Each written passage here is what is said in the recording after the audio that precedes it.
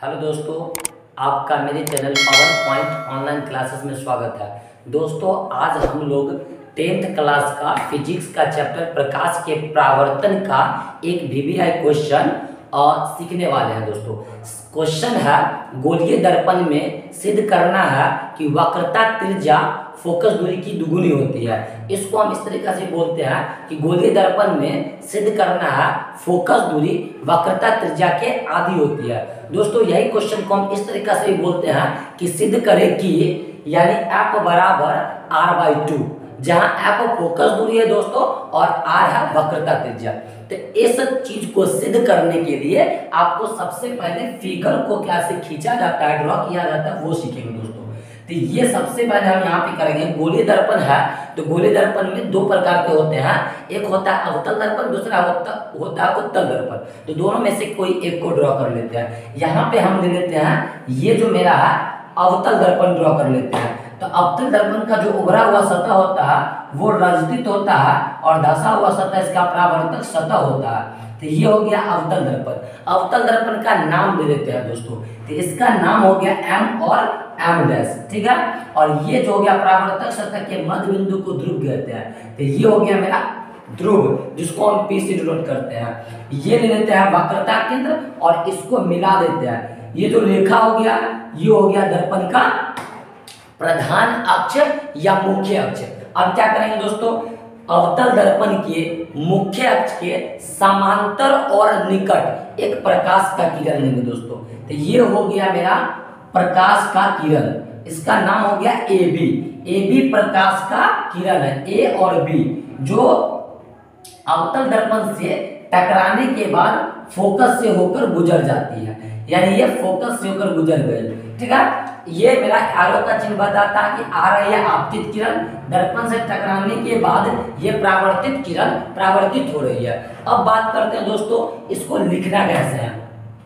माना कि MM' एक अवतल दर्पण है जिसका ध्रुव P है, मुख्य अक्ष PC के समांतर और निकट AB आपतित किरण आती है, दर्पण से टकराने के बाद F से होकर गुजर जाती है। ये हो गया आपका लैंग्वेज। उसके बाद क्या करते हैं दोस्तों, ये जो वक्रता केंद्र है इसको हम यहाँ वक्रता केंद्र से और दर्पण के बिंदु B पर अभिलंब डाल देते हैं, ठीक है ना। तो प्रकाश के परावर्तन के नियम के अकॉर्डिंग ये हो जाएगा मेरा आपतन कोण, या जिसको हम I से डिनोट करते हैं दोस्तों। ये हो जाएगा मेरा परावर्तन कोण, जिसको हम R से डिनोट करते हैं दोस्तों, ठीक है। अब क्या करेंगे, जो किया है इसमें जो ड्रॉ किया है उसका कुछ बहुत हम लोग थोड़ा लैंग्वेज लिख लेते हैं, थोड़ा भाषा में लिख लेते हैं। तो चलिए यहाँ से हम लिखते हैं और इसको सॉल्व करते हैं। लिखते हैं, माना कि MM' एक अवतल दर्पण है। माना कि MM' एक अवतल दर्पण है, जैसे कि MM' अवतल दर्पण को हम सूचित कर रहे थे। तो MM' एक अवतल दर्पण है। MM' एक अवतल दर्पण है, ठीक है दोस्तों। अब जिसका ध्रुव क्या है दोस्तों, जिसका ध्रुव है P, जिसका ध्रुव P है, जिसका ध्रुव P है, जिसका ध्रुव P है, PC मुख्य अक्ष के समांतर और निकट AB आपतित किरण आती है और फोकस से होकर गुजर जाती है।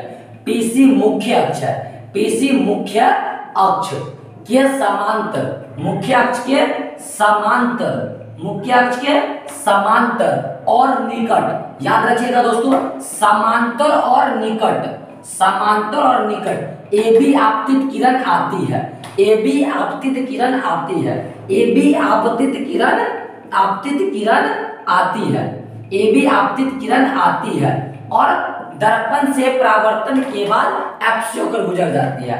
आती है परावर्तन के बाद, यानी दर्पण से परावर्तन के बाद F से होकर गुजर जाती है, F से होकर गुजर जाती है, ठीक है दोस्तों, गुजर जाती है। हम इस लैंग्वेज को छोटा भी कर सकते दोस्तों और बड़ा भी, इससे भी बड़ा कर सकते दोस्तों। लिखना क्या है, माना कि M और M' एक अवतल दर्पण है जिसका ध्रुव P है, PC मुख्य अक्ष के समांतर और निकट AB आपतित किरण आती है और फोकस से होकर गुजर जाती है, ठीक है। C से B पर अभिलंब डाला गया है। हो गया दोस्तों। अब देखिए परावर्तन का नियम, प्रकाश के परावर्तन के दो नियम है। पहला नियम कहता है आपतित किरण, परावर्तित किरण और आपतन बिंदु पर डाला गया अभिलंब तीनों एक ही तल में होता है। दूसरा नियम कहता है आपतन कोण सदैव परावर्तन कोण के बराबर होता है। तो प्रकाश के परावर्तन के दूसरे नियम का यहाँ पे प्रयोग करेंगे, तो लिख देते हैं प्रकाश के परावर्तन के नियम से, यानी कि परावर्तन के नियम से, परावर्तन के नियम से, नियम दूसरा नियम क्या कहता है आपतन कोण परावर्तन कोण के बराबर होता है, यानी कि I बराबर हो जाता है R, I बराबर I incident angle R reflected angle, आपतन कोण बराबर परावर्तन कोण। अब देखिए कोण I का नाम क्या है, तो कोण I का नाम है ABC। क्या नाम है, तो यहाँ पे लिख देते हैं या करके ABC, ABC बराबर होगा कोण R के। कोण R का नाम क्या है CBF। क्या नाम है दोस्तों CBF। ये हो गया मेरा समीकरण, देखो बहुत आसान है। I बराबर R लिख दिए, कोण I का नाम हो गया ABC, कोण R का नाम हो गया BCF, लिख दिए दोस्तों। दूसरा क्या करना है, तो देखिए हम बताए थे AB जो है PC के समांतर है, AB जो है मेरा किरण मुख्य अक्ष PC के समांतर है, और समांतर है हम पढ़े थे 9th क्लास में, याद रखें थ्योरम है। दो समांतर रेखा को जब कोई त्रिज्यक छेदी रेखा काटती है तो अंत एकांतर कोण क्या होते हैं समान होते हैं। जब दो समांतर रेखा को कोई त्रिज्यक छेदी रेखा काटती है तो अंत एकांतर कोण क्या होते हैं समान होते हैं। तो वही बात यहाँ पे हो रहा है, AB जो है PC के समांतर है और BC त्रिज्यक छेदी रेखा है, इसीलिए ये वाला कोण और ये कोण अंत एकांतर कोण है और ये आपस में बराबर है। तो यही लिख लेते हैं, हम लिखेंगे AB जो है समांतर है PC के, AB जो है समांतर है PC के, और BC क्या है त्रिज्यक रेखा है। BC क्या है त्रिज्यक रेखा है, BC त्रिज्यक रेखा है, इसीलिए एंगल ABC, कौन सा एंगल ABC बराबर हो जाएगा किसके BCF के, किसके BCF के। ठीक है दोस्तों, इसको मान लेंगे समीकरण 2, समीकरण 2। अब देखिए समीकरण 1 को देखिए, एंगल ABC जो है वो बराबर है एंगल CBF के, CBF के। और दूसरा समीकरण देखिए, एंगल ABC जो है वो बराबर है BCF के, यानी समीकरण 1 और 2 को ध्यान से देखिए, LHS दोनों को, यानी लेफ्ट हैंड साइड वाला दोनों बराबर है, LHS दोनों का बराबर है, इसीलिए RHS भी बराबर होना चाहिए। यानी समीकरण 1 तथा 2 से हम लिखते हैं समीकरण 1 तथा 2 से, समीकरण 1 तथा 2 से ये दोनों कोण आपस में बराबर हो गया। कोण CBF जो है बराबर हो जाता है BCF के, कोण CBF जो है बराबर हो गया BCF के। अब थोड़ा ध्यान दीजिए, इस ट्रायंगल में देखिए, इस त्रिभुज में देखिए CBF ये वाला कोण, ये वाला कोण किसके बराबर है BCF के, BCF ये वाला कोण के बराबर है, यानी ये कोण के क्या हो गया बराबर है। और एक थ्योरम है कि किसी त्रिभुज में बराबर भुजा के सामने का बराबर कोण के सामने का भुजा बराबर है, इसका उल्टा भी सही है, बराबर भुजा के सामने का कोण बराबर होता है। यहाँ पे बराबर कोण है इसलिए बराबर कोण के सामने वाला भुजा को बराबर होना चाहिए, तो वही थ्योरम का प्रयोग करते हैं। बराबर कोण के सामने वाला भुजा बराबर होते हैं, बराबर कोण के सामने का भुजा, सामने का भुजा क्या होता है बराबर होता है, बराबर होता है। अब देखिए कोण जो CBF है, कौन सा कोण CBF ये वाला कोण, इसके सामने वाला भुजा है CF, यानी कि CF बराबर होगा किसके BCF के, BCF कोण के सामने वाला भुजा है BF, यानी CF बराबर हो गया BF।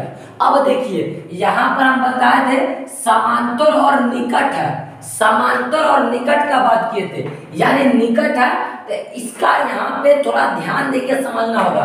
हमको ये समझना है कि B जो है P के काफी निकट है, सच में ये है B P के काफी निकट है, ये लेकर चलते हैं इस फॉर्मूला को सिद्ध करने के लिए। B P के काफी निकट है, इसीलिए FP जो है FB अर्थात BF वो बराबर हो जाता है PF के, यहाँ लिख रहा है बी पी के काफी निकट है, बी पी के काफी निकट है, बी पी के काफी निकट है, इसीलिए ये अपना जो बी एफ है वो बराबर हो जाता है, किसके बराबर होगा, एफ पी के बराबर हो जाता है, एफ पी के क्या हो जाता है, बराबर हो जाता है, याद रखिएगा।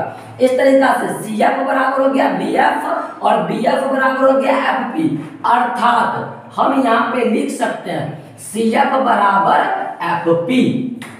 क्या लिख दिए, सी एफ, इतना बोझा देख लीजिए यहां से यहां तक सी एफ किसके बराबर हो गया, एफ पी के बराबर हो गया, किसके बराबर हो गया, एफ पी के बराबर हो गया, सी एफ बराबर एफ पी।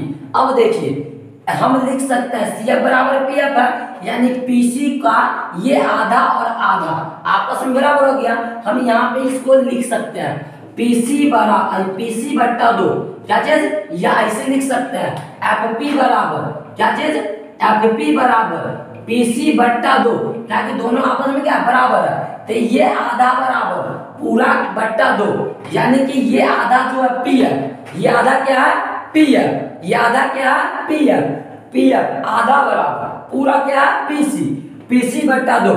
ये जो एफ पी है याद कीजिए दर्पण के ध्रुव से लेकर के फोकस तक की दूरी को फोकस दूरी कहते हैं और इसे एफ से सूचित करते हैं, किससे सूचित करते हैं, एफ से। और दर्पण के ध्रुव से लेकर के वक्रता केंद्र तक के दूरी को वक्रता त्रिज्या कहते हैं, अर्थात पीसी को वक्रता त्रिज्या कहते हैं, ऐसे आर से सूचित करते हैं, यानी एफ बराबर हो गया आर बट्टा 2। इसको अच्छे से लिख लेते हैं एफ बराबर आर बट्टा 2, जो कि हमको सिद्ध करना था दोस्तों। इसको ध्यान से समझना था दोस्तों, एक दो बार आप आगे पीछे करके समझिएगा दोस्तों। अगर समझ में आ जाएगा दोस्तों, अगर आया होगा दोस्तों थोड़ा बहुत, तो इस चैनल को सब्सक्राइब जरूर कीजिएगा दोस्तों, लाइक कीजिएगा दोस्तों और शेयर भी कीजिएगा दोस्तों, ठीक है दोस्तों।